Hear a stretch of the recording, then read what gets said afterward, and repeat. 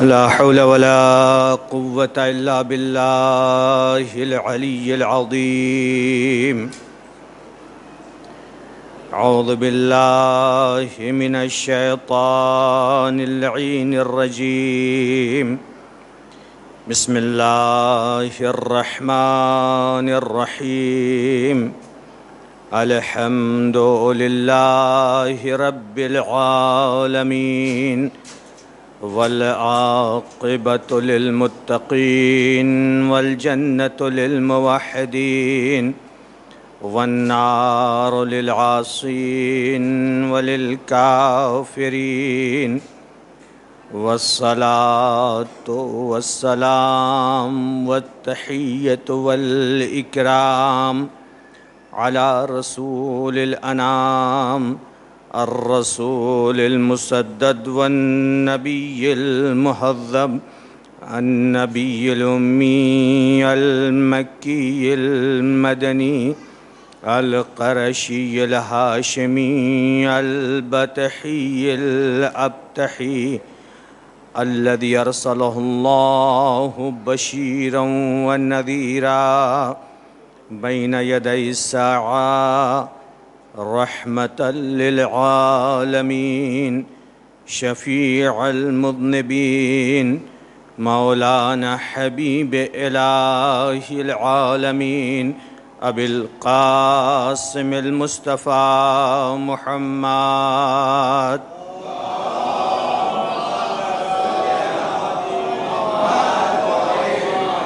وآله الطيبين الطاهرين المعصومين المظلومين الغر الميامين، الذين أذهب الله عنهم الرجس وطهرهم تطهيرا.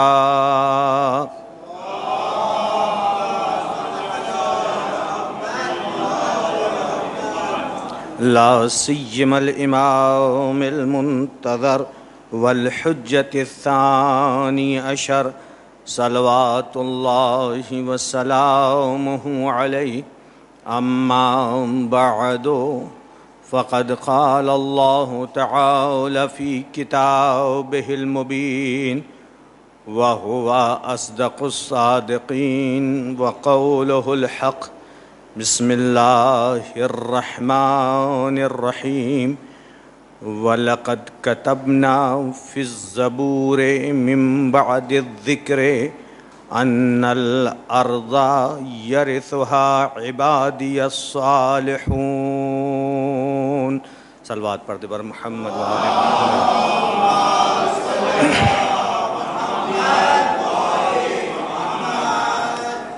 ایک مرتبہ سورہ فاتحہ اور 3 مرتبہ سورہ اخلاص کی تلاوت فرما کر محمد ظفر ابن یاسین اور مرچنٹ فیملی، ویرانی فیملی، پنجوانی فیملی کے تمام مرحومین اور آپ کے بھی جتنے مرحومین ہیں سب کے لیے ایصال کر دیں. بسم اللہ الرحمن الرحیم. الحمد للہ رب العالمین الرحمن الرحیم مالک یوم الدین الصراط المستقیم صراط الذین انعمت علیہم غیر المغضوب الرحمن الرحیم. لم يولد ولم يكن له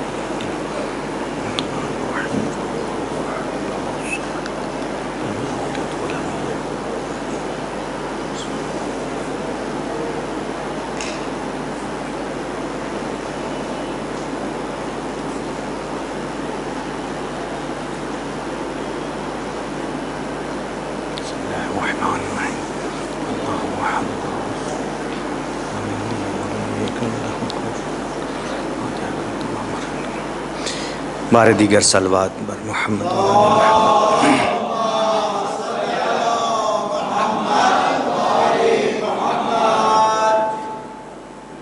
اللہ تعالیٰ سورہ انبیاء میں آیت نمبر 105 میں ارشاد فرما رہا ہے، ہم نے زبور میں ذکر کے بعد یہ لکھ دیا ہے کہ زمین کے وارث ہمارے نیک اور صالح بندے ہوں گے۔ آیت کا انتخاب اپنے موضوع کے پیش نظر کیا ہے۔ میں موضوع اپنا پہلے بیان کر دوں، تب پتہ چل جائے گا کہ آیت کا انتخاب مناسب ہے یا نہیں۔ میں ہمیشہ عرض کرتا ہوں کہ میری مجلس ایک درس کی صورت میں ہوتی ہے، لہٰذا یہ عشرہ بھی میرا ایک درس کی صورت میں ہوگا، جس کا عنوان ہے ظہور کے بعد کے حالات۔ امام زمانہ عجل اللہ تعالی فرجہ الشریف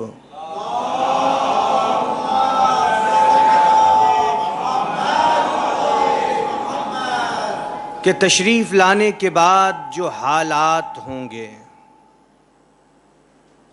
جو کام امام انجام دیں گے یا دشمنوں کی طرف سے جو سازشیں کی جائیں گی، جو حملے کیے جائیں گے امام کی طرف سے، امام کے چاہنے والوں کی طرف سے جو دفاع ہوگا، اور امام کس طرح تشریف لائیں گے، کیا کیفیت ہوگی، یہ ساری باتیں انشاءاللہ کوشش کروں گا۔ اپنی طرف سے کوشش ہوتی ہے کہ آپ حضرات تک کچھ حقائق، کچھ حقیقتیں پہنچا سکوں، لہٰذا اس عشرے میں بھی کوشش یہی رہے گی کہ جو عنوان میرا ہے ظہور کے بعد کے حالات، اس کے اعتبار سے گفتگو کی جائے۔ جس آیہ کریمہ کو عنوان کلام قرار دیا، اس میں یہی ارشاد ہو رہا ہے، سورہ انبیاء کی آیت نمبر 105 ہے۔ اللہ کہہ رہا ہے کہ ہم نے ذکر کے بعد وَلَقَدْ كَتَبْنَا فِي الزَّبُورِ، ہم نے زبور میں لکھ دیا ہے،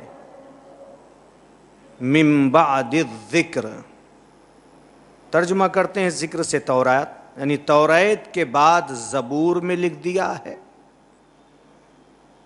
کہ زمین کے وارث ان الارض، ارض یعنی زمین، ان الارض یرثها عبادی الصالحون، کہ زمین کے وارث ہمارے نیک اور صالح بندے ہوں گے۔ ذکر کا ترجمہ ہم نے ذکر ہی کیا ہے، کیوں؟ چونکہ اس آیت کی تفسیر میں امام محمد باقر علیہ السلام سے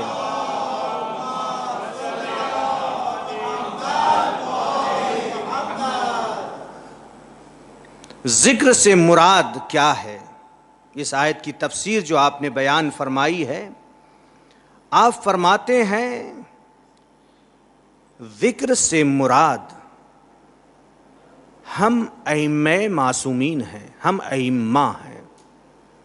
توجہ رکھیے گا، اللہ کیا کہہ رہا ہے؟ وَلَقَدْ كَتَبْنَا فِي الزَّبُورِ مِن بَعْدِ الذِّکْرِ، ذکر کے بعد، اور ذکر سے مراد کیا ہے؟ ہم ائمہ، یعنی ہم ائمہ کے بعد، توجہ رہے، ذکر کے بعد زبور میں ذکر سے مراد ہم ائمہ ہیں۔ اللہ تعالیٰ نے یہ لکھ دیا ہے کہ زمین کے وارث ہمارے نیک بندے ہوں گے، عبادی الصالحون، میرے نیک بندے ہوں گے۔ یہ تو ذکر کی تفسیر کی ہے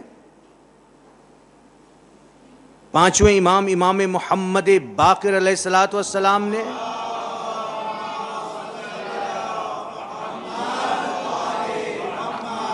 لیکن اس میں جو یہ ہے کہ عبادیت صالحون، صالحون سے مراد کون ہیں؟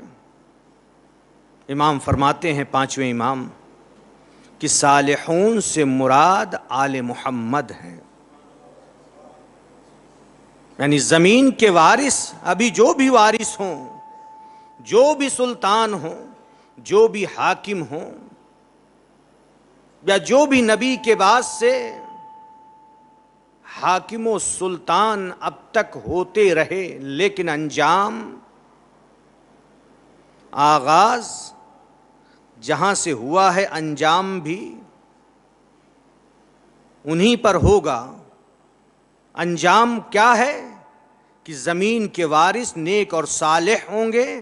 صالحون سے مراد آل محمد ہیں، یعنی آل محمد زمین کے وارث ہوں گے۔ صلوات پڑھ دے بر محمد و آل محمد۔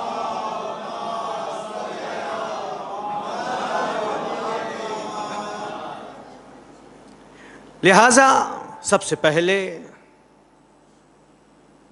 جس کے ظہور کا ہم انتظار کر رہے ہیں کہ ظہور کے بعد کے حالات کیا ہوں گے، جس امام کا ہم انتظار کر رہے ہیں، ہم منتظر ہیں، وہ منتظر ہیں۔ ہم انتظار کر رہے ہیں، جس کا انتظار کرنے والے کو منتظر کہتے ہیں، اور جس کا انتظار کیا جائے اسے منتظر کہتے ہیں۔ لیکن ہمارے امام خود منتظر بھی ہیں اور منتظر بھی ہیں۔ چونکہ ہم چاہنے والے انتظار کر رہے ہیں، لہذا منتظر ہیں، اور خود امام حکم پروردگار کا انتظار کر رہے ہیں، لہذا خود منتظر ہیں۔ لہذا جس امام سے اس عشرے کو مخصوص کیا ہے، وہ ہمارا امام پردہ غیب میں ہے، وہ ہمارا امام موجود ہے، ہماری نظروں سے اوجھل ہے، ہماری نظروں سے غائب ہے، لیکن موجود ہے۔ حدیثوں میں آیا ہے کہ امام کے قدم تمہارے فرش پہ پڑتے ہیں، تمہارا امام تمہاری محفلوں میں آتا ہے، تمہارا امام تمہاری مجلسوں میں آتا ہے۔ صرف یہی نہیں کہ محفلوں اور مجلسوں میں امام تشریف لاتے ہیں، بلکہ چاہنے والوں کی جو بھی تقریب ہوتی ہے، تقریب سمجھ رہے ہیں نا، جو بھی پروگرام ہوتا ہے، شادی کی تقریب ہو یا کوئی بھی تقریب ہو، اس میں بھی امام تشریف لاتے ہیں۔ لہٰذا اس بات کا خیال رہے جب بھی کوئی تقریب ہو کہ ہمارا وقت کا امام آتا ہے۔ تقریب میں، شادی بیاہ کے پروگرام میں ایسی کوئی چیز نہ ہونے پائے کہ جس سے امام نہ آئیں۔ امام کے لیے وہ تقریب میں آنے والے یا آنے والیاں، کھل کے کہہ دوں، سمجھ گئے ہوں گے کہ رکاوٹ بنے۔ امام جس چیز کو پسند کرتے ہیں اس کے اعتبار سے آنے والے اور آنے والیاں اس تقریب میں آئیں گی تو امام بھی تشریف لائیں گے۔ لیکن اگر امام جس چیز کو ناپسند کرتے ہیں اس کے مطابق ہماری تقریب ہوگی تو امام ہرگز تشریف نہیں لائیں گے۔ لہٰذا جس امام سے عشرے کو مخصوص کیا ہے، اسی امام سے میں مدد طلب کرتے ہوئے اس عشرے کا آغاز کر رہا ہوں کہ مولا آپ سے مخصوص کیا ہے، لہٰذا آپ مجھے طاقت دیجئے گا، آپ مجھے توانائی دیجئے گا، آپ ہمارے اوپر اور ہمارے اس مجمع پہ نظر کرم کیجئے گا۔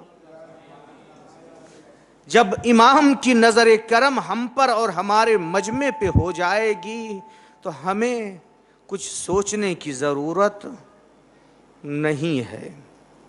فرزند فاطمہ یوسف زہرا کو پکار کر تو دیکھیں، وہ پہنچتا ہے، آتا ہے۔ لہٰذا پہلے آج کی مجلس میں بطور تمہید، آج کی مجلس میں جس امام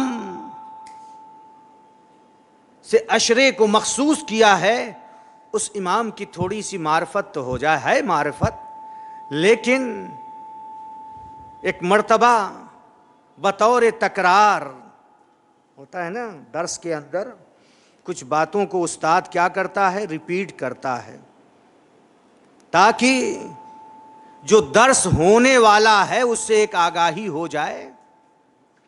لہٰذا آج کی گفتگو معرفت امام سے مخصوص ہوگی۔ اپنے وقت کے امام کو پہچانے، ہمارا امام کون ہے، جس سے محبت ہوتی ہے۔ صلوات پڑھتے جاؤ۔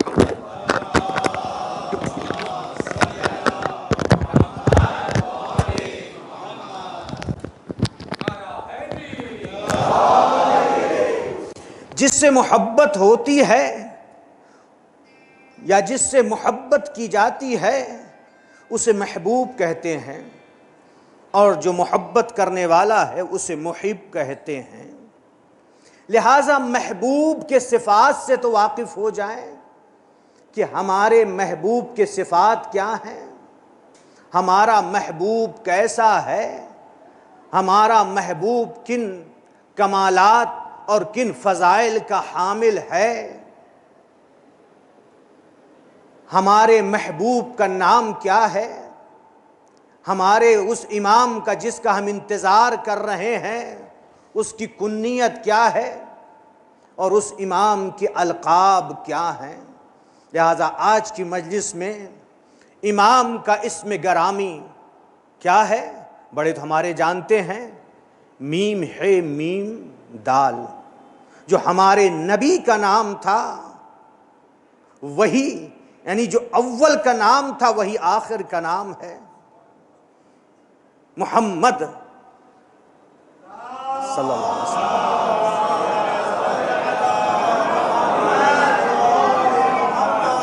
صلی اللہ علیہ وآلہ وسلم کے نام پر آپ کا بھی نام ہے۔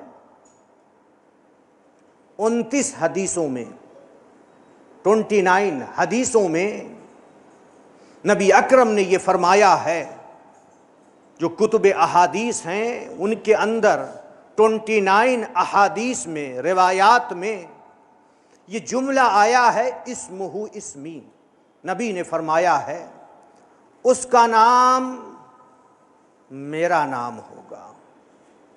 اسمہ اسمی، کتنی حدیثوں میں؟ 29 حدیثوں میں یہ تذکرہ آیا ہے، اس کا نام میرا نام ہے۔ اور کنیت آپ کی کیا ہے؟ جو نبی کی کنیت تھی، وَكُنِّيَتُهُ كُنِّيَتِي، اس کی کنیت میری کنیت ہے، اور اس کے علاوہ بھی کچھ کنیتیں ہیں۔ جو مشہور ترین آپ کی کنیت ہے وہ کیا ہے؟ ابو القاسم، ابو صالح، ابو عبداللہ۔ یاد کیجئے کیا ہے ہمارے امام کی کنیت؟ ابو القاسم، ابو صالح۔ تبھی تو ہم کہتے ہیں یا ابا صالح ادرکنی۔ کس کو پکارتے ہیں؟ یہ کنیت کس کی ہے؟ ہمارے وقت کے امام کی، اور ابو عبداللہ بھی آپ کی کنیت ہے۔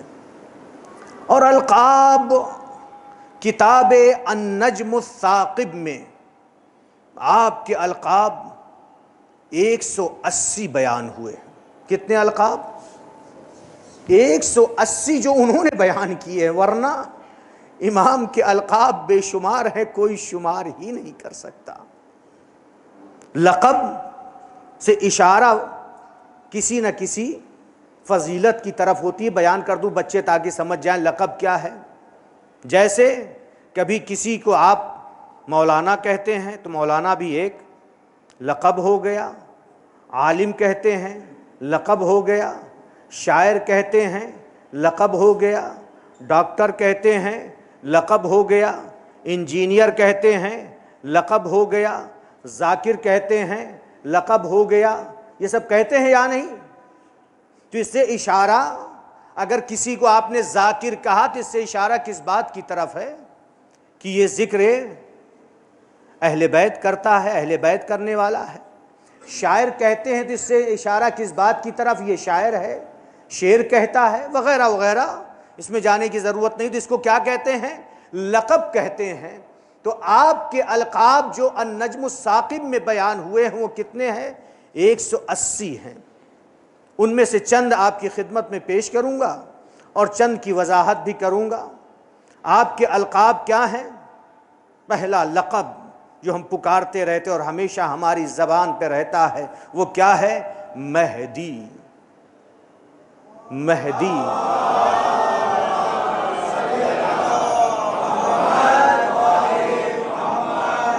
ساتھ میں صلوات کا سہارا دیتے رہیں گے تو ہمیں اور حوصلہ ملتا رہے گا۔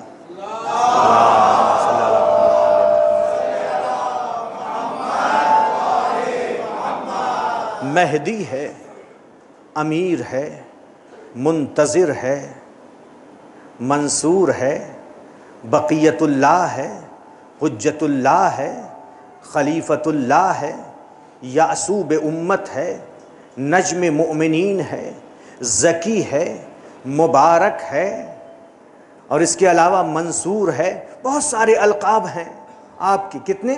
180 القاب کتاب النجم الثاقب میں بیان ہوئے ہیں۔ ان تمام القاب سے کسی نہ کسی مطلب کی طرف اشارہ ہے۔ میں نے عرض کیا کہ کچھ بیان کروں گا وضاحت کے ساتھ۔ آپ کا لقب مہدی ہے۔ ہم لوگ مہدی کہہ دیتے، نہیں، مہدی نہیں، مہدی۔ ہادی اور مہدی، ہادی کہتے ہیں ہدایت کرنے والے کو، مہدی کہتے ہیں جس کی ہدایت کی گئی ہے۔ ہدایت یافتہ کو مہدی کہتے ہیں۔ مہدی کے لغوی معنی ہے کہ جس کی ہدایت کی گئی ہو۔ تو جتنے ہیں سب مہدی ہیں۔ توجہ رکھیے گا، جتنے ائمہ، جتنے انبیاء گزرے اللہ کی طرف سے ہدایت یافتہ تھے، اللہ کی طرف سے ان کی ہدایت کی گئی، تبھی تو ہادی بنے۔ اللہ کی طرف سے، حالانکہ اللہ تعالیٰ کی طرف سے اللہ نے اپنی تمام مخلوق کی ہدایت کی ہے۔ خلق کرنے کے بعد پوری مخلوق کی ہدایت کی۔ جب ہدایت کی تو وہ کیا ہو گیا؟ پوری مخلوق، آپ میں ہر فرد مہدی ہو جائے گا۔ مہدی یعنی جس کی ہدایت کی گئی ہو۔ اللہ خود کہہ رہا ہے اِنَّ هَدَيْنَاهُ السَّبِيلَ اِمَّا شَاكِرًا وَإِمَّا كَفُورًا۔ ہم نے انسان کی ہدایت کر دی ہے راستے کی طرف۔ تو جب ہدایت کر دی ہے اللہ نے، تو جس کی ہدایت کی جائے اسے کیا کہتے ہیں؟ مہدی کہتے ہیں نا۔ تو ہم آپ مہدی ہوئے یا نہیں ہوئے؟ جواب دیجئے۔ ہم آپ بھی مہدی ہوئے کیونکہ اللہ نے ہدایت کر دی ہے۔ اب اللہ کہہ رہا ہے کہ ہم نے سیدھے راستے کی ہدایت کر دی۔ اما شاکرا و اما کفورا، چاہے یہ میرا شاکر بندہ ہو جائے یا کفران نعمت کرنے والا ہو جائے، اللہ نے ہدایت کر دی ہے۔ فَأَلْهَمَهَا فُجُورَهَا وَتَقْوَاهَا، اللہ تعالیٰ کہہ رہا ہے ہم نے ہر نفس کے اوپر تقوی اور فسق و فجور کا الہام کر دیا ہے۔ یعنی اللہ تعالیٰ نے ہر نفس کے اوپر نیکیوں کا، اچھائیوں کا اور برائیوں کا الہام کر دیا ہے۔ اب ہمارے اختیار میں ہے، یعنی اللہ نے ہمیں مختار پیدا کیا ہے۔ ہم مجبور نہیں ہیں کہ یہ کہیں کہ اللہ کی طرف سے توفیق نہیں ہوئی لہٰذا ہم یہ کام نہیں کر سکے، اللہ کی طرف سے توفیق نہیں ہوئی اس لیے ہم نماز صبح کے لیے اٹھ نہیں سکے۔ ہاں توفیق بھی ہے، جب نیکیاں کریں گے تو نیکیوں میں اضافہ ہوتا جائے گا۔ ایران کے ایک بڑے عالم دین نے بہت اچھی بات کہی تھی، توفیقات میں اضافہ اسی وقت ہوتا ہے کہ جب آپ نیکیاں کرتے رہیں گے تو آپ کی توفیقات میں اضافہ ہوگا۔ نماز شب کے پابند ہوں گے تو آپ کی نماز صبح کبھی قضا نہیں ہوگی۔ انہوں نے مثال دی جیسے انسان پیسے سے پیسہ کماتا ہے مثال کہ نہیں؟ جس کے پاس پیسہ ہوتا ہے پیسے سے پیسہ کماتا ہے، یعنی انویسٹمنٹ کرتا ہے۔ جس کے پاس پیسہ ہوتا ہے تو پھر وہ اور پیسہ کماتا ہے، جس بیچارے کے پاس کچھ بھی نہیں وہ کیا کمائے گا؟ لہٰذا اسی طرح سے توفیق اگر دیکھیں تو پھر کوئی ایسی چیز نہیں ہے، لیکن توفیق کے لیے زمین ہموار کرنی پڑتی ہے۔ جب زمین ہموار کریں گے تو اللہ کی طرف سے توفیق میں اضافہ ہوگا، لیکن گناہ کے لیے اللہ کی طرف سے کوئی توفیق نہیں ہوتی کہ گناہ کے لیے ہو کہ ارے اللہ کی طرف سے نہیں، تب تو پھر ہم کس نظریے کے قائل ہو جائیں گے؟ صدر اسلام میں جو نظریہ، دو نظریے تھے، ایک نظریہ مجبرہ تھا، دوسرا نظریہ مفوضہ تھا۔ توجہ رکھیے گا، مجبرہ کا مطلب ہے جو کچھ کراتا ہے اللہ کراتا ہے، جبر کے قائل تھے، یعنی سب کچھ اللہ کرا رہا ہے۔ یزید نے حسین کو قتل کیا یعنی اللہ نے کرایا، معاذ اللہ۔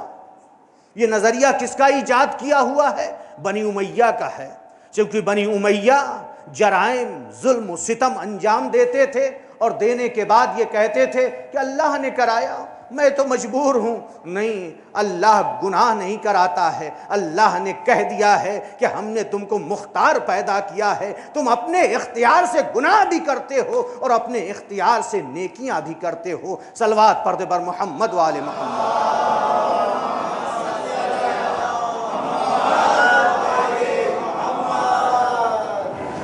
اس نے کہہ دیا اِنَّا هَدَيْنَاهُ السَّبِيلَ اِمَّا شَاكِرًا وَإِمَّا كَفُورًا، راستہ بتا دیا ہے۔ اور وہ راستہ اتنے 1,24,000 انبیاء، 12 ائمہ اور دیگر اوصیاء آئے، کس کے لیے آئے تھے؟ یہی راستہ ہی تو دکھانے کے لیے آئے تھے، راستہ ہی تو دکھاتے تھے کہ یہ راستہ حق کا راستہ ہے، یہ راستہ باطل کا راستہ ہے۔ اب ہمارے اختیار میں ہے کہ راہ حق اختیار کریں یا راہ باطل پر چلیں۔ تو اللہ تعالیٰ نے ہدایت کر دی ہے، تو ہم آپ بھی توجہ رکھیے گا، غلط فائدہ کوئی نہ اٹھانے پائے، ہم آپ بھی مہدی ہوئے اس معنی میں کہ اللہ نے ہدایت کی ہے۔ انبیاء بھی مہدی ہیں، دوسرے ائمہ بھی، جہاں ہم انبیاء ہادی تھے مہدی بھی تھے، تمام ائمہ جہاں ہادی تھے مہدی بھی تھے۔ مہدی ہدایت یافتہ، ہم زیارت میں پڑھتے ہیں نا، اشہد انک من دعائم الدین و ارکان المؤمنین و اشہد انک الامام البر التقی الرضی الزکی الہادی المہدی، پڑھتے ہیں یا نہیں؟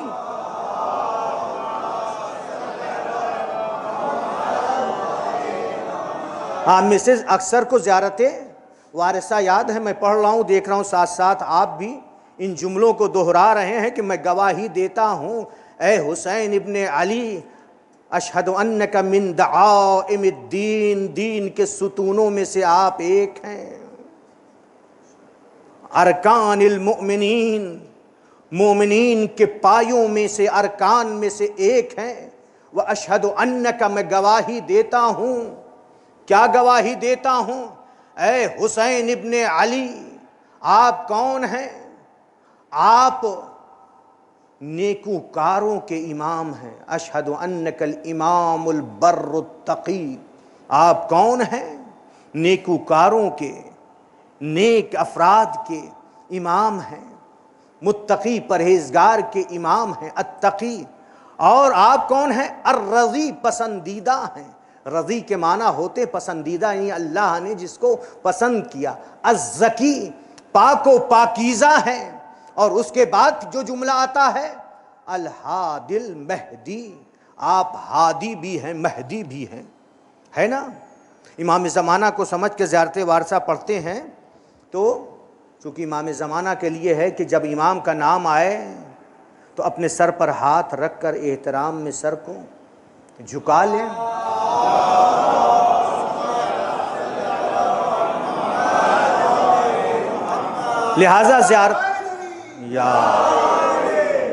لہٰذا زیارت وارثہ پڑھتے وقت جب یہ آتا ہے تو ہم میں سے بعض مومنین سر کو جھکاتے ہیں، جبکہ یہاں پر امام زمانہ مراد نہیں ہے، توجہ رہے، یہاں پر امام زمانہ مراد نہیں ہے۔ الہادی المہدی سے مراد کون ہے؟ خود امام حسین علیہ السلام ہے۔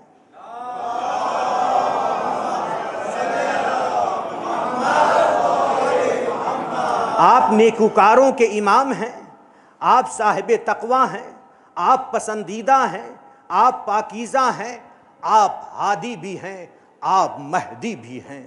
تو پس پتہ یہ چلا کہ تمام انبیاء ہادی بھی تھے، مہدی بھی تھے، تمام ائمہ ہادی بھی تھے، مہدی بھی تھے، لیکن صرف لقب کسی اور کو نہیں، کسی اور کا لقب نہیں ہے، کسی نبی کا لقب مہدی نہیں ہے، کسی اور امام کا لقب مہدی نہیں ہے، مہدی لقب ہے تو امام زمانہ عجل اللہ تعالی فرجہ الشریف کا۔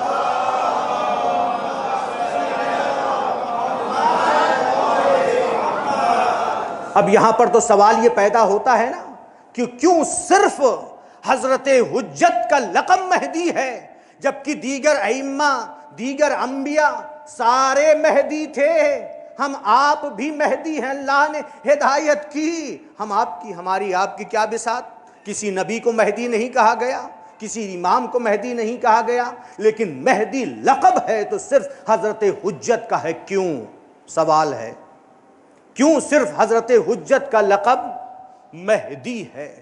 وہ اس لیے مہدی ہے کیونکہ اللہ تعالیٰ نے انہیں خاص ہدایت دی ہے، خاص ہدایت دی ہے، چونکہ ان کی جو ہدایت ہوگی وہ عالمی ہوگی۔ توجہ رہے، تمام انبیاء آئے، کسی قوم سے مخصوص رہے، کسی امت سے مخصوص رہے، لیکن جب ہمارا امام آئے گا، جب مہدی آئیں گے، تو اب یہ مہدی کسی خاص قوم سے، کسی خاص ملت سے، کسی خاص ملک سے، کسی خاص شہر سے، کسی خاص علاقے سے مخصوص نہیں ہوں گے، اللہ تعالیٰ خاص ہدایت کے ساتھ بھیجے گا، اور خاص ہدایت کے ساتھ امام مہدی پردہ غیب میں ہیں۔ اس لیے آپ کا لقب کیا ہے؟ مہدی ہے، کسی اور کا لقب مہدی نہیں ہے۔ بات تو واضح ہو گئی نا؟ اب آئیے دوسرے لقب کی طرف۔ ابھی میں نے عرض کیا آپ منتظر بھی ہیں، منتظر بھی ہیں، چونکہ ہم انتظار کر رہے ہیں اس لیے وہ منتظر ہیں، لیکن وہ حکم پروردگار کا انتظار کر رہے ہیں۔ اسی لیے ہے کہ ہمیں دعا کرنی چاہیے۔ ہمارا وقت کا امام بھی انتظار کر رہا ہے اپنے ظہور کا، جس طرح سے ہم آپ انتظار کر رہے ہیں، وہ منتظر ہے۔ اور ہمارے امام کا ایک لقب منصور بھی ہے۔ منصور کے معنی ہے جس کی نصرت کی جائے، اس میں مفعول ہے، جیسے مہدی اس میں مفعول تھا جس کی ہدایت کی گئی ہو، اسی طرح سے منصور کے معنی ہے جس کی نصرت کی گئی ہو، اسے کیا کہتے ہیں؟ منصور کہتے ہیں۔ تو اب آپ کا لقب منصور کیوں قرآن میں آیا ہے؟ آپ کا لقب قرآن مجید میں ہے، من قتل مظلوما فقد جعلنا لولیہ سلطانا فلا یسرف فی القتل انہ کان منصورا۔ قرآن مجید کی آیت ہے۔ جب پانچویں امام سے اس آیت کی تفسیر کے بارے میں پوچھا گیا، کس سے مراد کون ہے؟ مظلوم سے مراد کون ہے؟ منصور سے مراد کون ہے؟ اس آیت میں یہی آیا ہے نا، من قتل مظلوما، جو مظلوم قتل کیا گیا ہے، ظلم و ستم کے ساتھ جس کو بے گناہ قتل کیا گیا ہے، اسے کیا کہتے ہیں؟ جسے بے گناہ قتل کیا جاتا ہے، جس کا کوئی گناہ نہ ہو، اس کو کیا کہتے ہیں؟ مظلوم کہتے ہیں۔ اللہ کہہ رہا من قتل مظلوما فقد جعلنا لولیہ، ہم نے اس کے ولی کو سلطنت، تسلط عطا کیا ہے۔ فقد جعلنا لولیہ سلطانا، سلطان کے معنی کیا ہے؟ حکم روائی عطا کی ہے، یعنی جو مظلوم قتل کیا گیا ہے ہم نے اس کے ولی کو اختیار دیا ہے، تسلط میں عطا۔ اللہ کہہ رہا ہے ہم تسلط عطا کریں گے۔ ولی کون ہے؟ اب یہاں پر مظلوم سے مراد کون ہے؟ پانچویں امام فرماتے ہیں مظلوم سے مراد ہمارے جد حسین ابن علی ہے۔ پانچویں امام فرما رہے ہیں من قتل مظلوما، جو مظلوم قتل ہوا، مظلوم سے مراد کون ہے؟ حسین ابن علی ہیں. فقط جعلنا لولیہ، ان کے ولی کون ہیں اس وقت؟ کون ہے جو امام حسین کے خون کا بدلہ لے گا، جو انتقام لے گا، جس کو اللہ تعالیٰ نے تسلط دیا ہے؟ وہ کون ہے؟ وہ آئے گا. فقط جعلنا لولیہ سلطانا فلا یسرف فی القتل انہ کان منصورا. جب امام زمانہ تشریف لائیں گے، ظہور کے بعد کے حالات، جب امام زمانہ آئیں گے، آنے کے بعد اپنے جد مظلوم کے خون کا انتقام لیں گے. ابھی انتقام لیا نہیں گیا ہے. آپ نے سنا ہوگا خطبہ الذاکرین سے، اور یہ حقیقت بھی ہے. عرب میں جو مظلوم قتل ہوتا تھا اور اس کا انتقام نہیں لیا جاتا تھا تو اس کی قبر کے اوپر لال پرچم لگا دیا جاتا تھا. تو وہ علامت ہوتی تھی کہ یہ مظلوم قتل ہوا ہے، اس کے خون کا بدلہ، اس کا انتقام ابھی تک لیا نہیں گیا ہے. امام کے روضے پر، امام حسین علیہ السلام کے روضے کا پرچم کیا ہے؟ سرخ ہے نا، سرخ ہے نا. اس سے یہ علامت ہے کہ ابھی امام کے خون کا انتقام نہیں لیا گیا. امام زمانہ جب تشریف لائیں گے تو آنے کے بعد اپنے جد مظلوم کے خون کا انتقام لیں گے، جو ہر صبح و شام اپنے جد مظلوم پر رو رہے ہیں، گریہ کر رہے ہیں. ہم لوگ تو آنسوؤں سے روتے ہیں، لیکن ہمارا وقت کا امام خون کے آنسو رو رہا ہے، جس کے ہاتھ میں ذوالفقار حیدری ہے، سر پر رسول کا عمامہ ہے. جب وہ آئے گا تو آنے کے بعد این الطالب بدم المقتول بکربلا، ہم دعائے ندبہ میں ندا کرتے ہیں نا، این الطالب، اے خون کا انتقام لینے والے. کس کے خون کا؟ کربلا میں جو قتل ہوئے ہیں ان کے خون کا بدلہ لینے والے آپ کہاں ہیں؟ اپنے امام کو پکارتے ہیں، آواز دیتے ہیں، امام آئیں گے، اللہ تعالیٰ فرشتوں کے ذریعے سے مدد کرے گا. فلا یسرف فی القتل، بہت سوں کو، بہت سے کافروں کو جو امام کے مقابل میں آئیں گے انہیں تحقیق کریں گے. انشاءاللہ ساری گفتگو آئے گی اس عشرے میں. انہیں قتل کریں گے، ان کا قلع کما کریں گے. جو جبار ہیں، جو سفاک ہیں، جو ظالمین ہیں، جو کافرین ہیں، جو امام کے مقابل میں آئیں گے، امام انہیں قتل کریں گے، بے پناہ کو قتل کریں گے. قرآن کہہ رہا ہے امام حسین کے خون کا بدلہ لینے میں جو آپ قتل کریں گے، بہت سوں کو قتل کریں گے. پھر بھی قرآن کہہ رہا ہے، قرآن کی یہ آیت ہے، فلا یسرف فی القتل، قتل میں اسراف نہیں کہا جائے گا. توجہ رکھیے گا، اسراف یعنی زیادتی نہیں کہی جائے گی کہ اتنوں کو قتل کریں گے، اور اسے زیادتی نہیں کہی جائے گی. اور وہ کیسا ہوگا؟ ولی انہ کان منصورا، جو حسین کے خون کا بدلہ لے گا، انتقام لے گا. انہ کان منصورا. پانچوں امام فرماتے ہیں منصور سے مراد ہمارا فرزند قائم ہے. صلوات پڑھ دے بر محمد.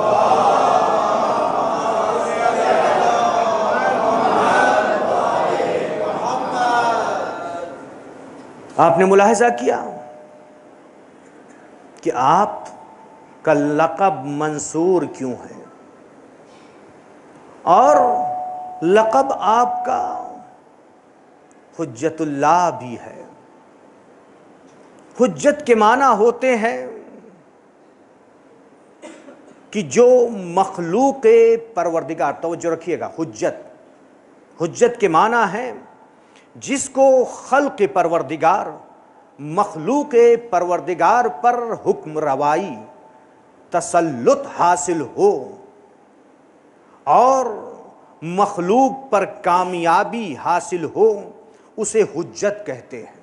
جو بھی ہو، حجت کے معنی ہی یہی ہے کہ مخلوق پروردگار پر جس کو تسلط، حکم روانی یا جو بھی کہ حکم روائی حاصل ہو، تسلط حاصل ہو، قدرت حاصل ہو، طاقت حاصل ہو. بالکل واضح کرنے کے لیے سارے الفاظ بیان کر رہا ہوں. اسے کیا کہتے ہیں؟ حجت کہتے ہیں. اور جو کامیاب بھی ہو. امام کا لقب کیا ہے؟ صرف حجت نہیں ہے، یہ حجت کے معنی میں نے بیان کیے، امام کا لقب ہے حجت اللہ۔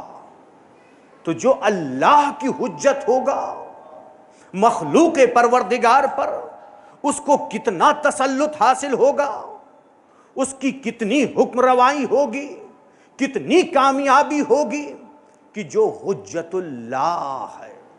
اللہ اکبر۔ اور آپ کا لقب جلدی، چونکہ اب وقت تیزی سے گزر رہا ہے، آپ کا لقب بقیت اللہ ہے، جو سنتے رہتے ہیں آپ۔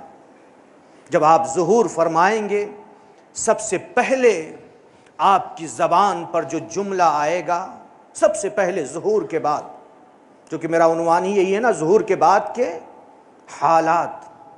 جب آپ ظہور فرمائیں گے، سب سے پہلے آپ کی زبان پر جو جملہ آئے گا، وہ جملہ کیا ہوگا؟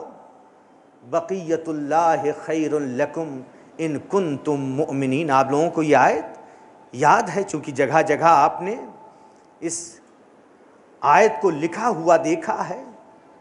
اللہ تعالیٰ ان مومنین کے ثواب میں اضافہ کرے جو اس طرح کی آیتیں یا اس طرح کے جملے نکال کر لکھ کر مومنین کے ہاتھوں میں دیتے ہیں۔ آپ کا لقب کیا ہے؟ بقیت اللہ۔ بقیت اللہ کے معنی کیا ہیں؟ بقیت اللہ خیر لکم، اللہ نے جس کو باقی رکھا ہے وہ تمہارے لیے سب سے بہتر ہے، ان کنتم، اگر تم ایمان رکھتے ہو۔ اللہ نے جس کو باقی رکھا، بقیت اللہ کے معنی کیا ہے؟ اللہ نے جس کو باقی رکھا ہے۔ کس کو باقی رکھا ہے اللہ نے؟ کون ہے اللہ نے جس کو باقی رکھا ہے؟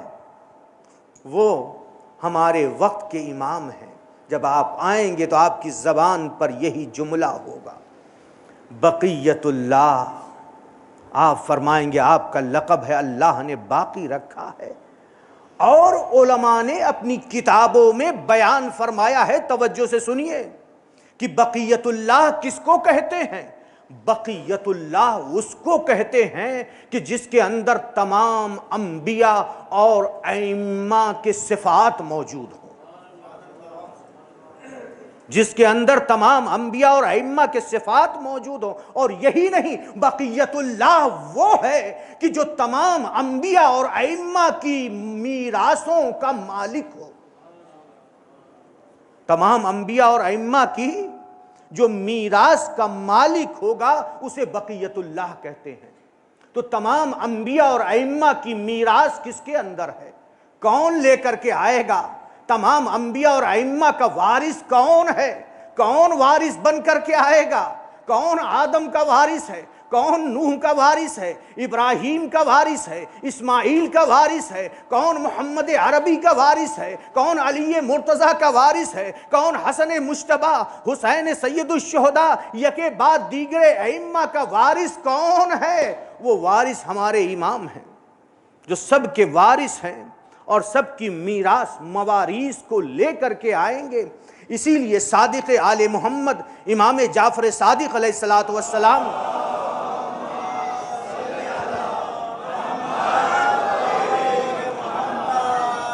ایک بار اور صلوات پڑھ دیجیے۔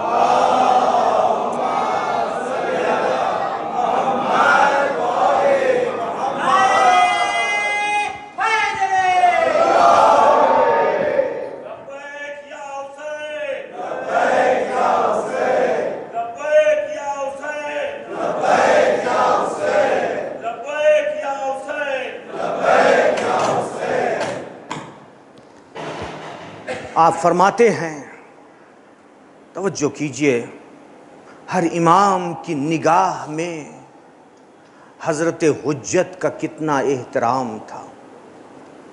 آپ جد ہیں نا، چھٹے امام، 12ویں امام کے جد ہیں، کتنا فاصلہ ہے۔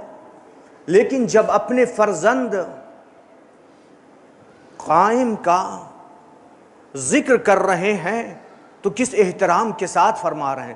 سیدنا القائم مسند، فرماتے ہیں میری نگاہیں دیکھ رہی ہیں چھٹے امام فرما رہے ہیں سیدنا القائم، ہمارے سید و سردار قائم. چھٹے امام کیا کہہ رہے ہیں؟ سیدنا، ہمارے سید و سردار کون؟ القائم مسند ظہرہ الی الکعبہ. میری نگاہیں دیکھ رہی ہیں ہمارے سید و سردار قائم کعبے سے ٹیک لگائے ہوئے کھڑے ہیں. مسند ظہرہ الی الکعبہ، کعبے سے ٹیک لگائے ہوئے کھڑے ہیں. وَيَقُول یا معشر الخلائق، اور فرما رہے ہیں یا معشر الخلائق، اے مخلوق خدا. پوری مخلوق کو خطاب کر کے آپ فرما رہے ہیں، توجہ رکھیے گا جملے پر،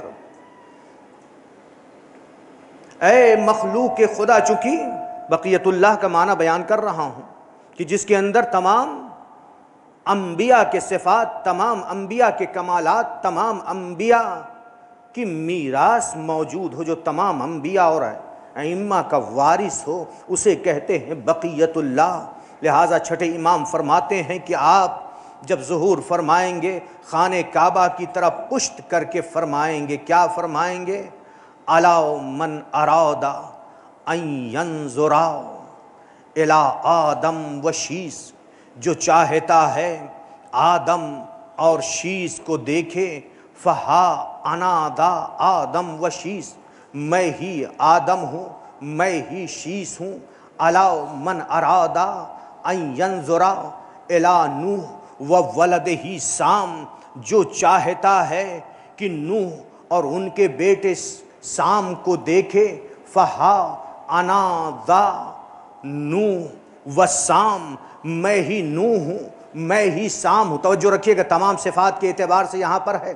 الا من اراد ان ينظر الی ابراہیم و اسماعیل، جو چاہتا ہے ابراہیم خلیل خدا کو دیکھے، اسماعیل ذبیح اللہ کو دیکھے.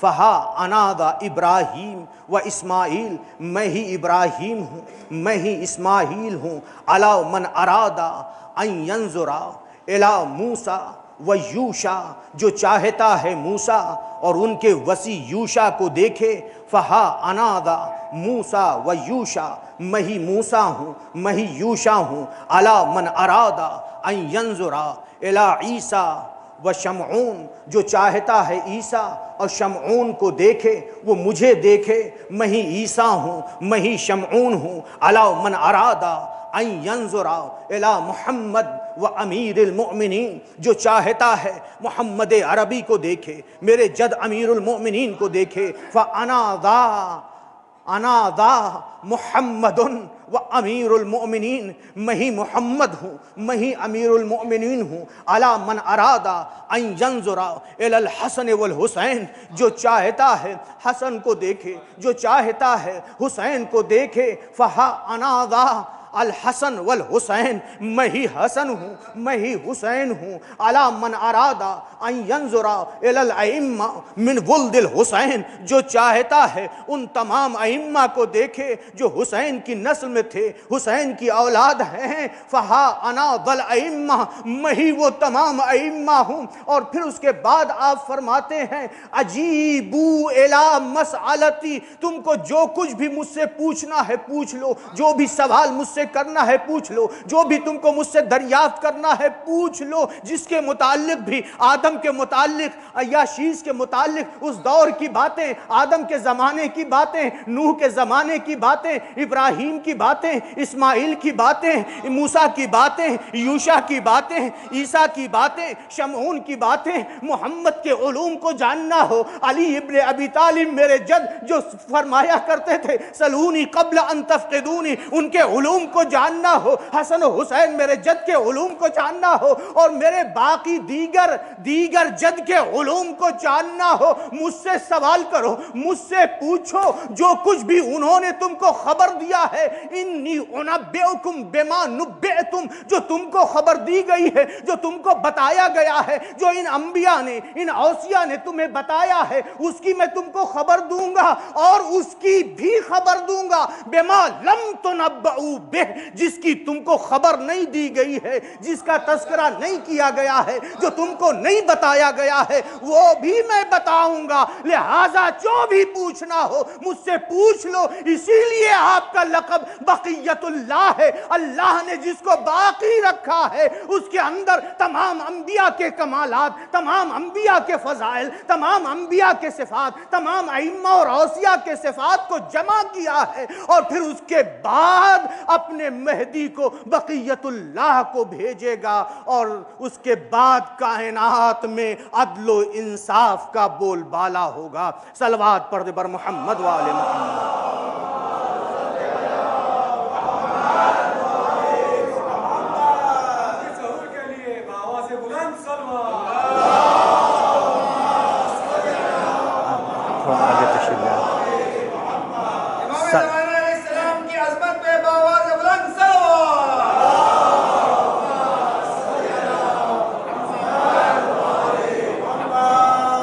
صلوات پڑھتے ہوئے اور آگے آجیے، پیچھے جگہ نہیں ہے، پیچھے لوگ کھڑے ہیں تاکہ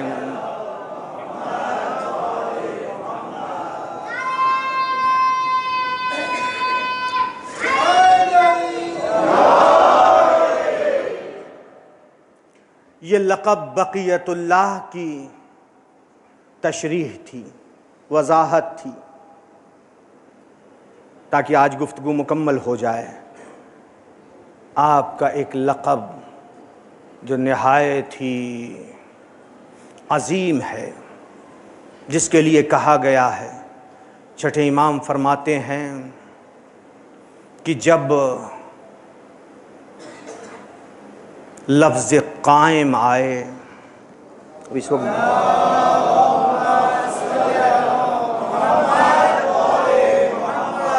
لہٰذا ابھی مجلس میں تو آپ کھڑے نہیں ہو سکتے، دعاؤں میں جب بھی جہاں پہ بھی آئے فرماتے ہیں ضروری ہے کہ کھڑے ہو جائیں۔ یہ کھڑا ہونا، چھٹے امام فرماتے ہیں، یہ اس چیز کی نشانی ہے کہ اے مولا ہم آمادہ ہیں، آپ تشریف لائیے۔ کیا فرما رہے ہیں یہ جو کھڑے ہوتے ہیں؟ جب اس لفظ کو سنیں فرما رہے ہیں کہ یہ اس بات کی نشانی ہے کہ مولا ہم آمادہ ہیں۔ قائم کے مطلب ہوتے ہیں قیام کرنے والا، اٹھنے والا۔ مولا آئیے، ہم آپ کی نصرت کے لیے ہم آمادہ ہیں، کھڑے ہیں۔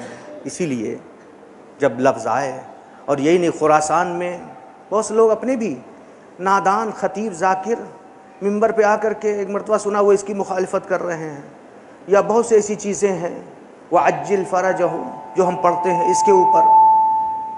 اسی لیے ہے کہ علم علماء سے لیجئے، نادانوں سے نہ لیجئے۔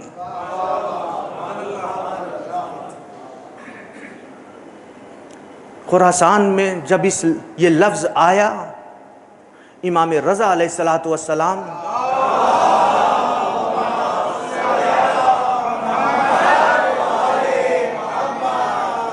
احترام میں سر کے اوپر ہاتھ رکھ کر احترام میں کھڑے ہو گئے اور فرمایا وَعَجِّلْ فَرَجَهُ وَسَهِّلْ مَخْرَجَهُ۔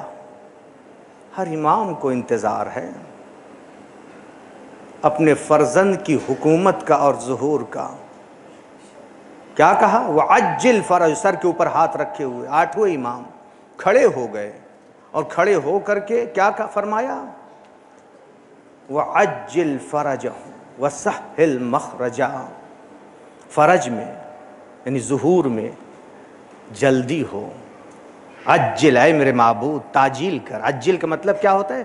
جلدی کر۔ وَعَجِّلْ فَرَجَهُ وَسَهِّلْ، سہل کے مطلب ہے آسان کر، مخرجہ ان کے نکلنے کو، مخرج ان کے نکلنے کو، ان کے ظہور کو۔ اے میرے معبود آسان کر۔ ہم آپ بھی اپنا شیوا بنا لیں کہ جب بھی امام کا نام آئے تو وَعَجِّلْ فَرَجَهُ وَسَهِّلْ مَخْرَجَهُ وَأَهْلِكْ أَعْدَاءَهُمْ، اور ان کے دشمن کو اللہ تعالیٰ کیا کرے؟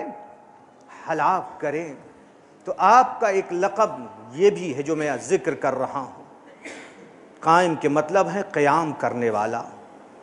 آپ قیام کریں گے تو اس وقت جو سیاسی اعتبار سے حالات دگرگوں ہوں گے، توجہ رکھیے گا بس تھوڑی دیر کے لیے زحمت ہے، ربط مصائب، حالات سیاسی اعتبار سے، اقتصادی اعتبار سے، دینی اعتبار سے، سماجی، ثقافتی، اجتماعی اعتبار سے جو انحراف ہوگا، جو بحرانی کیفیت ہوگی، آپ آئیں گے اور آنے کے بعد آپ اسے سنواریں گے، بہتر کریں گے۔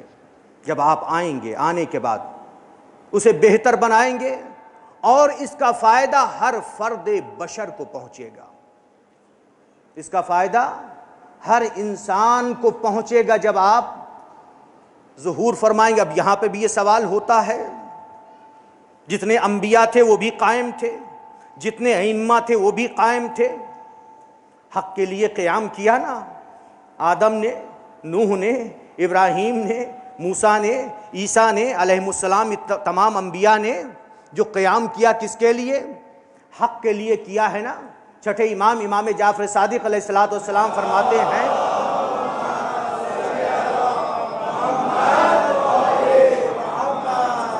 سمی القائم لقیامہ بالحق، قائم کو قائم اس لیے کہتے ہیں، توجہ وجہ تسمیہ بیان کی، قائم کو قائم اس لیے کہتے ہیں چونکہ آپ حق کے ساتھ قیام کریں گے، حق کے ساتھ قیام کریں گے، یعنی حق کو دنیا میں رائج کریں گے اور باطل کا، کفر کا خاتمہ کریں گے۔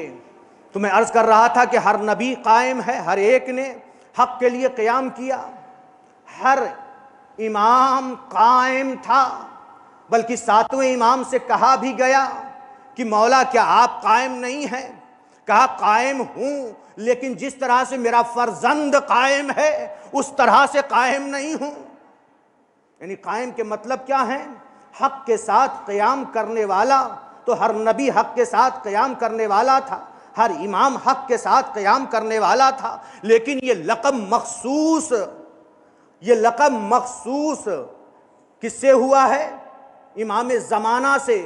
یہ لفظ قائم کیوں ہوا؟ یہ اس لیے ہوا ہے ہر ایک نے قیام کیا، قیام محدود تھا، معین تھا، کسی زمانے میں تھا یا کسی قوم میں تھا، کسی ملت میں تھا، کسی دین میں تھا، وقت محدود تھا، لیکن جب امام تشریف لائیں گے آپ کا قیام جہانی ہوگا، آپ کا قیام عالمی پیمانے پہ ہوگا، پوری دنیا کو جس طرح سے ظلم و جور سے بھری ہوگی اسی طرح سے عدل و انصاف سے بھر دیں گے، اس لیے آپ کا لقب قائم ہے۔ صلوات پڑھ دے بر محمد وآل محمد۔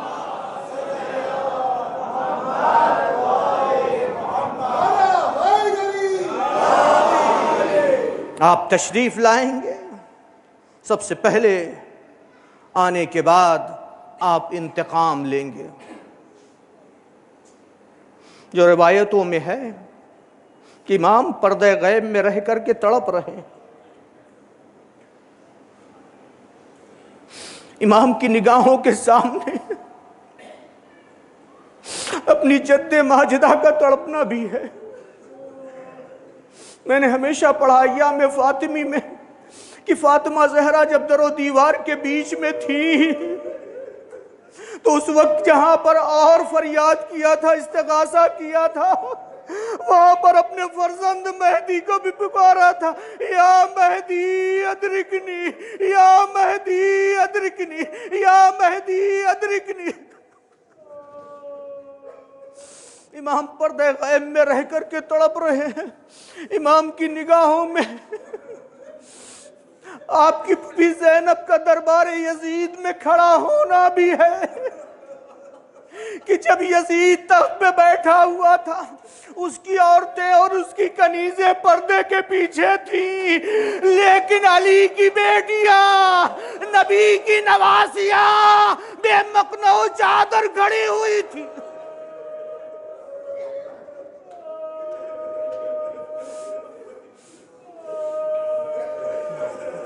امام کی نگاہوں میں 11 محرم کے بھی حالات ہیں کہ جب آپ کی پھوپھی زینب سوار ہونا چاہ رہی تھی۔ توجہ رہے، چاند رات کی مجلس ہے نا۔ عبداللہ ابن سنان کہتا ہے، یہ روایت ہے کہ جب میں مدینے پہنچا، جس دن حسین مظلوم مدینہ چھوڑ رہے تھے، اس کا بیان ہے، میں نے دیکھا کہ لوگوں کے چہرے اداس ہیں اور مدینہ اجڑا اجڑا نظر آ رہا ہے۔ میں نے پوچھا کہ کیوں لوگوں کے چہرے اداس ہیں، تو جواب ملا کہ روح مدینہ، جان مدینہ مدینے سے جا رہی ہے، نواز رسول مدینے کو چھوڑ کر کے جا رہا ہے۔ عبداللہ ابن سنان کا کہنا ہے کہ میں نے کہا مجھے اس مقام پر لے چلو جہاں سے نواز رسول رخصت ہو رہا ہے، نکل رہا ہے، بیت الشرف پر لے چلو۔ میری رہنمائی کی گئی، میں بیت الشرف پہ پہنچا تو کیا دیکھا کہ کچھ جوان ہیں جو تیاریاں کر رہے ہیں، یعنی بنی ہاشم کے جوان ہیں۔ کچھ ناقے لائے گئے، ان کے اوپر اسباب رکھے گئے، اسباب بار کیے گئے، اختصار کے ساتھ پیش کروں گا۔ پھر اس کے بعد عبداللہ کہتا ہے میں نے دیکھا کہ ایک ناقہ کو لایا گیا، ناقے کو بٹھایا گیا، ایک نقاب پوش بی بی آگے بڑھی، اور پھر دیکھا کہ اس بی بی کے ساتھ ساتھ ایک نوجوان بھی آگے بڑھا اور شانے کو پکڑ کر کے اس معظمہ، اس نقاب پوش بی بی کو ناقے پر سوار کیا۔ میں نے پوچھا یہ جوان کون ہے، یہ نوجوان کون ہے؟ کہا یہ قاسم ہے، اور یہ قاسم کی ماں ام فروا ہے، یعنی قاسم نے اپنی مادر گرامی ام فروا کو سوار کیا۔ پھر اس کے بعد دوسرا ناقہ لایا گیا، ناقے کو بٹھایا گیا، ایک معظمہ آگے بڑھی، کڑیل جوان آگے بڑھا سوار کرنے کے لیے، کڑیل جوان نے سوار کیا۔ میں نے پوچھا کہ یہ معظمہ کون ہے، یہ کڑیل جوان کون ہے؟ جواب دیا گیا کہ یہ علی اکبر ہیں، اور یہ علی اکبر کی ماں ام لیلہ ہیں۔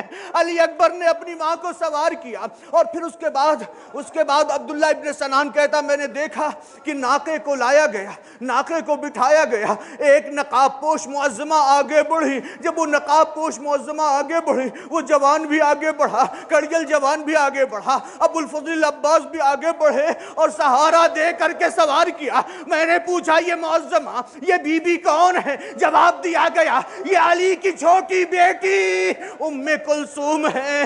ام کلثوم کو اس طرح سے سوار کیا گیا۔ پھر عبداللہ ابن سنان کا کہنا ہے کہ ایک معظمہ ناقے کو لایا گیا، بٹھایا گیا، اب ایک معظمہ سوار ہونے کے لیے آگے بڑھی۔ حسین کرسی پہ بیٹھے ہوئے جو جائزہ لے رہے تھے، حسین بھی احترام میں کھڑے ہو گئے اور تمام جوانوں نے سوار کیا۔ نوجوان بھی آگے بڑھا، کڑیل جوان بھی آگے بڑھا، ابو الفضل عباس بھی آگے بڑھے اور سوار کیا۔ میں نے پوچھا یہ معظمہ کون ہے؟ جواب دیا گیا یہ علی کی بڑی بیٹی زینب ہے۔ اس طرح سے سوار کیا اور مدینے سے چلی۔ لیکن 11 محرم کو جب کچھ بے کجاوا اونٹ لائے گئے، جناب زینب نے تمام بیویوں کو سوار کر دیا۔ سید سجاد جو بیمار تھے انہیں بھی سوار کر دیا۔ اب زینب ایک مرتبہ ترائی کی طرف دیکھ رہی ہیں، اب قاسم کو آواز نہیں دیتی ہیں، علی اکبر کو نہیں پکارتی ہیں، اب کس کو پکار رہی؟ اپنے ماں جائے حسین کو بھی نہیں پکارا۔ ایک مرتبہ ترائی کی طرف رک کر کے آواز دیتی ہے یا اخی ابا الفضل العباس، اے میرے بھیا عباس، تمہاری بہن زینب سوار ہونا چاہتی ہے، آؤ سہارا دے کر کے سوار کرو۔ آئے عباس کہاں تھے؟ دریا کے کنارے شاہن قلم ہو چکے تھے۔ واہ عباسا، واہ زینبا۔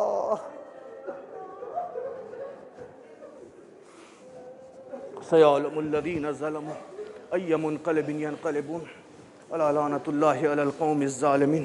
پروردگار ہمارے اس عمل کو قبول فرما، ہمیں زیادہ سے زیادہ عبادت کرنے کی توفیق عطا فرما، ہمارے گناہوں کو معاف فرما، ہمیں جو پریشان حال ہیں ان کی پریشانیوں کو دور فرما، جو مقروض ہیں ان کے قرضوں کو ادا فرما، ہماری گردنوں پہ جو ذمہ داریاں ہیں میرے معبود ہم کو ان سے سبکدوش فرما۔ اے میرے معبود اب تک ہم سے جتنے چھوٹے بڑے گناہ ہوئے ہیں ہمارے تمام گناہوں کو معاف فرما۔ اے میرے معبود ہمارا شمار ہمارے امام کے آوان و انصار میں ہو۔